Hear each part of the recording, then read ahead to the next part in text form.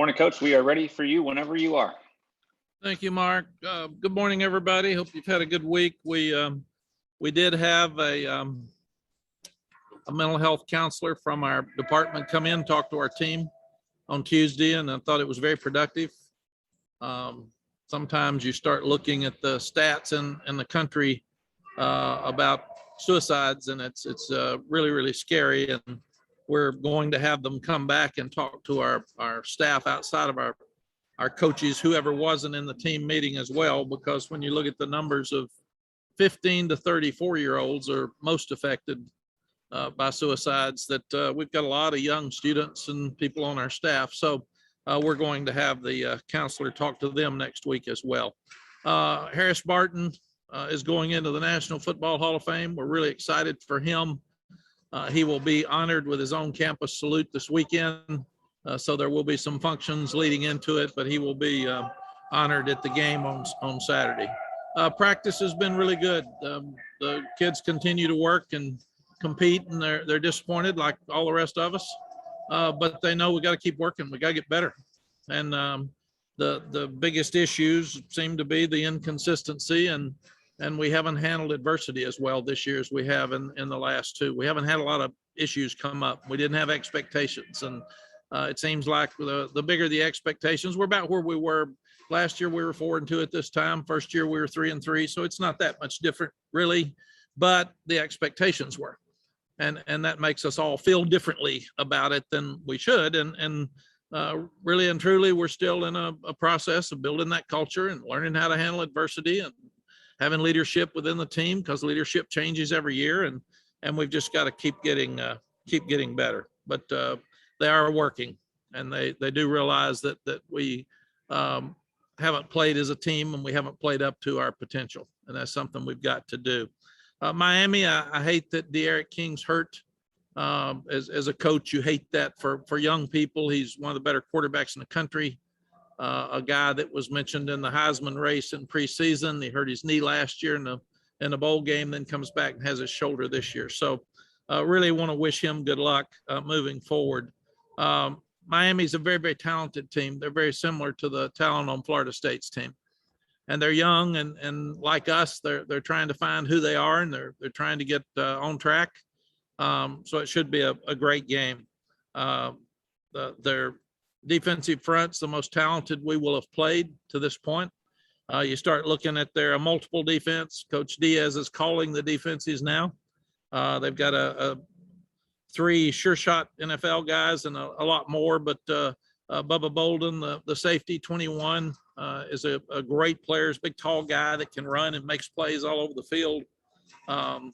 Silvera, the number one, the defensive tackle, is just hard to handle on the inside, but they got a lot of big bodies there, and they got a Georgia transfer, Tariq Stevenson, that looks like a number one draft pick as well. He can really cover, and he can hit you.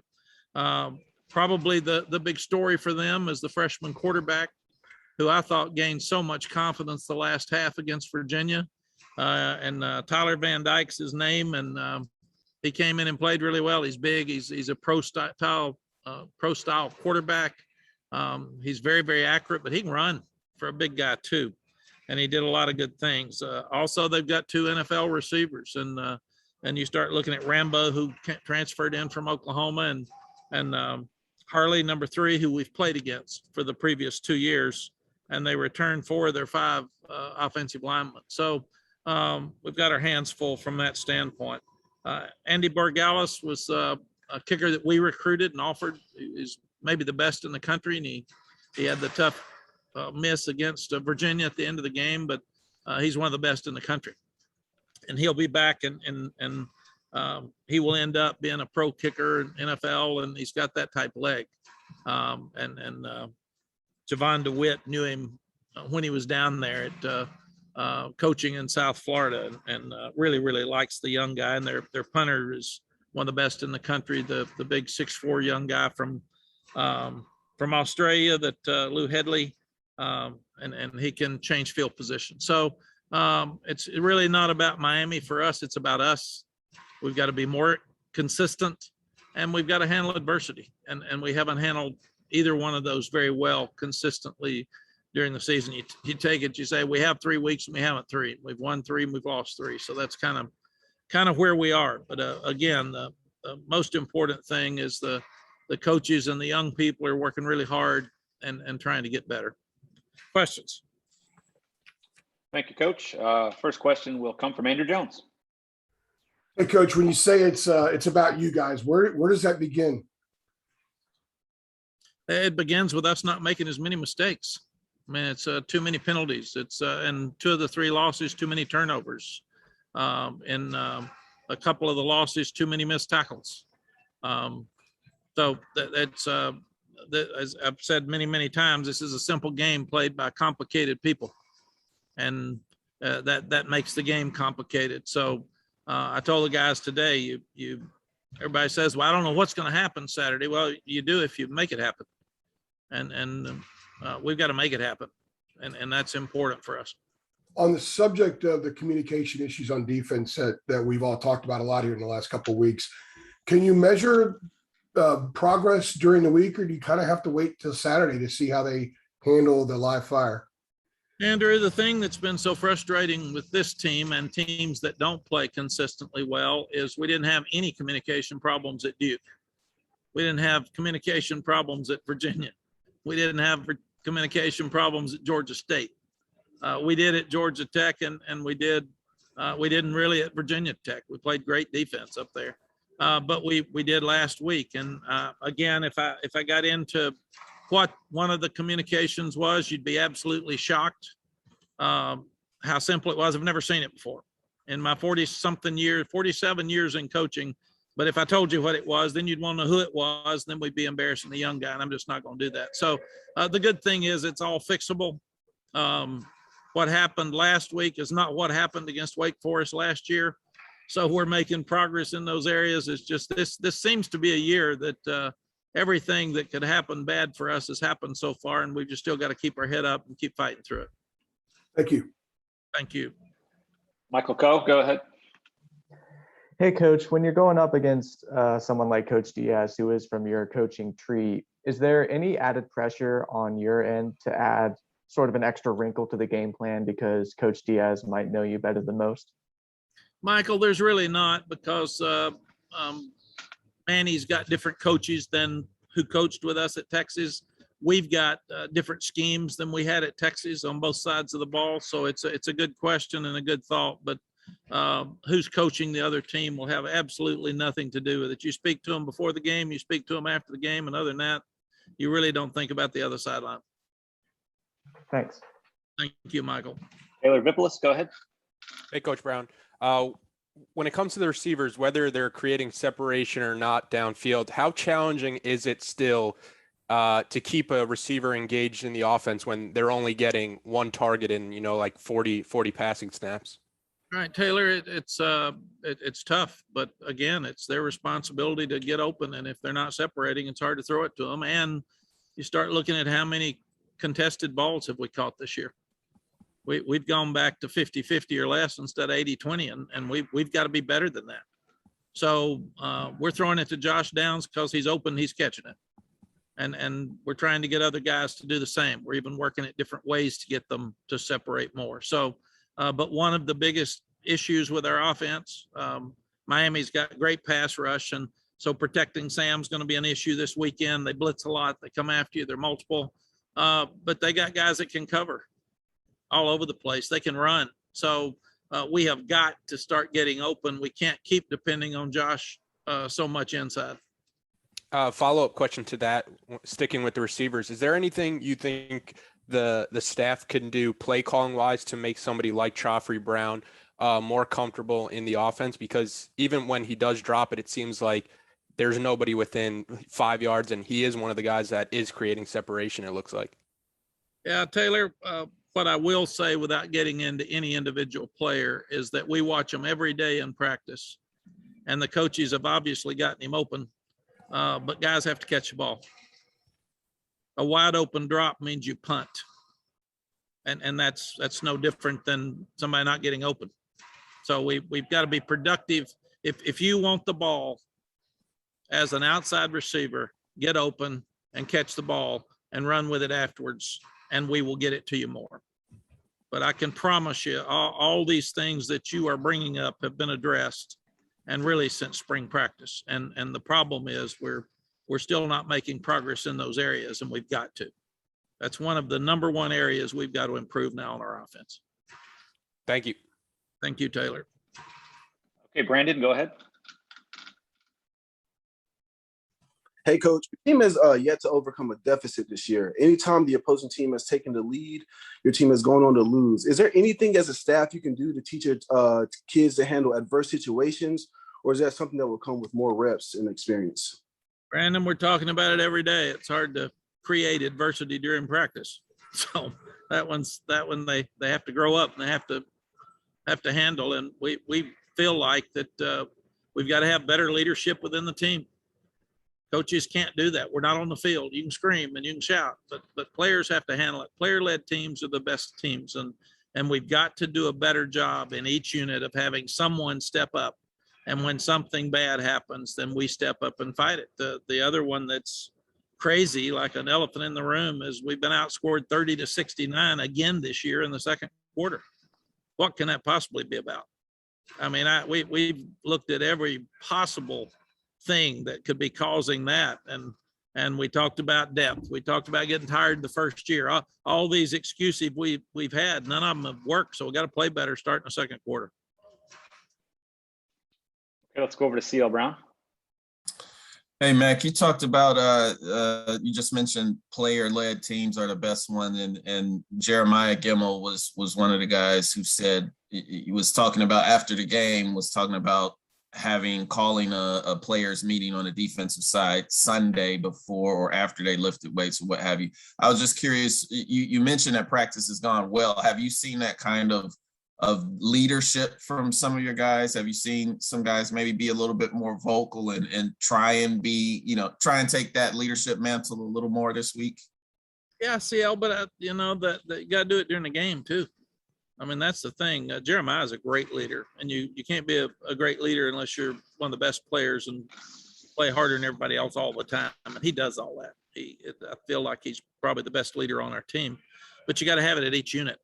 You got to pick your guys up in each room, and we've got to do that. And we said one of the concerns was we've got some older and some really younger guys, and some of the younger guys are playing a little bit more than the older guys, and that's tough. That's difficult for an older guy to lead if a younger guy's taking some of his reps. But all that stuff we got to handle, and that's one of the real challenges that you have as a head coach and a staff is making all these things that are very obvious to all of us work. And it's hard to do, but we're going to do it. Done it before. We're going to fight through this thing and get us back on track. And hopefully it's this weekend. If it's not, we'll keep fighting them. And how tempted were you maybe after Saturday to make, I don't know if wholesale changes is the right way to put it, but in terms of personnel, like if you're not getting the response that you want, a lot of times, coaches just throw somebody else in there. I mean, was that something that you've wrestled with, and possibly could we see some of that on Saturday? CL, that's what everybody wants, is when it's not working, throw it all out and just start over. And that's not what you do, because a lot of the guys played good. And the problem we've had is it's been different people. I mean, it's been different units when they just haven't played together. Offense did some really good things on Saturday. If it was after the Georgia Tech game, you'd throw the whole offense out. And we don't have enough players to throw them all out. So we got to make some of it work. But we're looking at tweaking some things. We're looking at getting some guys some more snaps. And I told our team that the seniors need to work hard to get to a bowl game, win as many games as they can here at the end of the year, and leave a legacy of 3 straight bowls after 5 wins in 2 years. And that would leave them in a really good place leaving this program. The young ones need to help the seniors accomplish that. And the young ones need to continue to work to win every game so it can help them be the best possible team they can be next year. So there's still a lot of goals out there. It's just that we've gotten so much into, if you're not in the playoff, if you're not winning the conference championship, if you're not winning the Coastal, then you're why play? And that's not the case with this team. We've still got a lot to get accomplished. And we all know we got ahead of ourselves. We like I said, we were 3-3 2 years ago. It's what we are now. We were just 4-2 last year, and it just lost to Florida State. So world's not coming to an end. We've just got a lot of work to do, and we need to get better. Thank you. Thank you. Okay, Dina King, go ahead. Hey, Coach, I got a question about recruiting, which is going really good for you guys. You got a 3-game home stretch. How important is that in your coaches being able to go to commits and recruits games? And do you have a preference if you attend a game? Dana, the first part of that is it's so much fun to have our coaches being able to go out and watch high school games again and meet the coaches at their schools and watch young guys play in person, because we miss that. And I do think that it affects evaluation. We were lucky we were ahead of the game, but even the NFL scouts said they couldn't see as many people last year, so it was harder for them, and the combine was more important because of that. So number one, it's great for the coaches to be back out on the road, and they miss seeing high school games and seeing the high school coaches. And even last year, our games were in the winter, so and we couldn't see them. Just the whole thing was messed up. Secondly, it's so good to be able to have recruits, 24s, 23s, 22s, 21s on your campus, and that's something we weren't able to do last year. So it's been a lot of fun to see the parents and be around the young people and get to know the families.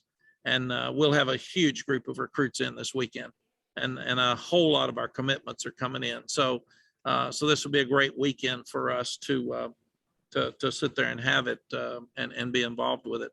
And recruiting's going really well. It's they know we're headed in the right direction. In fact, in some cases, when you struggle some, they know that you need them more. So it encourages them and gets them more excited about coming in, because they think they might play early. And our players still do a tremendous job of recruiting. Thank you. Thank you. Okay, go ahead, Greg Barnes.